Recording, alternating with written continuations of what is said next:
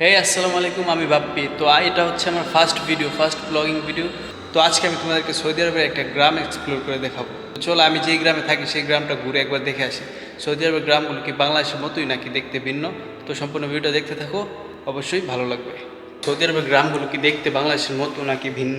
আসলে দেশের আবহাওয়া ভিন্ন, তাই গ্রামগুলো ভিন্ন হবে স্বাভাবিক।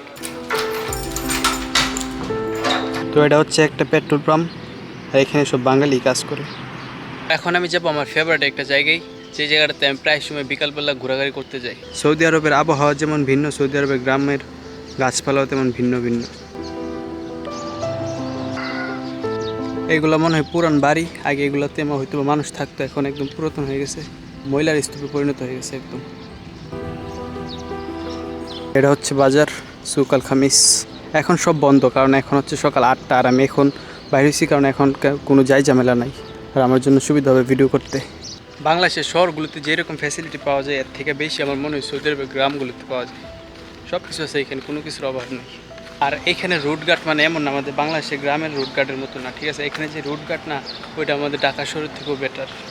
প্রত্যেকটা মানে বাড়ির চিপা চাপা রুটগুলো একদম ক্লিন, একদম কোনো ভাঙাচোরা কিছু নেই। তাও আমি এখন একটা মানে আমি বাজারের রুটে আছি, একদম ক্লিয়ার।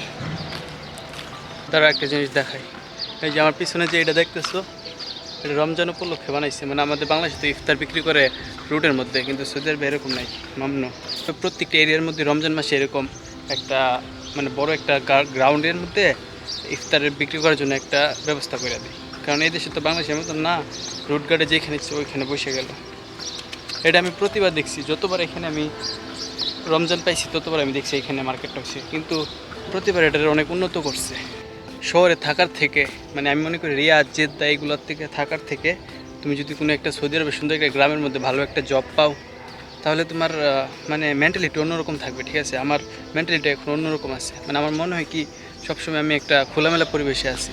এখন আমি যেই জায়গাটার মধ্যে আসছি, মানে এই জায়গাটায় দিয়ে নামা যায় কিন্তু অনেক গাছপালা পিছনে, তো আমি সামনে আরেকটা জায়গায় দিয়ে যাবো, ঠিক আছে? আর তোমাদেরকে ঘুরে ঘুরে দেখাই সৌদি আরবের গ্রাম কত সুন্দর, কত সুন্দর কবুতর। বাংলা ছিল ধরে নিয়ে যেত, নিয়ে বিক্রি করে দিত। তো আমি কিন্তু জঙ্গলের মধ্যে এসে পড়ছি। ও বাপরে বাপ, একদম ধুলা অনেক বেশি। যে দেখো এই যে আমার পিছনে দেখতে পাচ্ছি পুরোটাই এয়ারপোর্ট থেকে যতগুলো মানে এরিয়া আছে 100 কিলোমিটার 50 কিলোমিটার সব এরকম গাছপালা। বাংলাদেশের মতো না, বাংলাদেশে গাছপালা তো নরম থাকে, এগুলো নরম না, অনেক শক্ত শক্ত কাঁটাযুক্ত গাছ। তাও চলো আমি একটু ভিতরে যাই। বেশি ভিতরে যেতে পারবো না কারণ এদিকে সাপ আছে, কুকুরের এরিয়া এটা, মানে অনেক বেশি দলবদ্ধভাবে অনেকগুলো কুকুর থাকে, মানুষ একা পাইলে একদম দৌড়ে কামড়াই দেয়।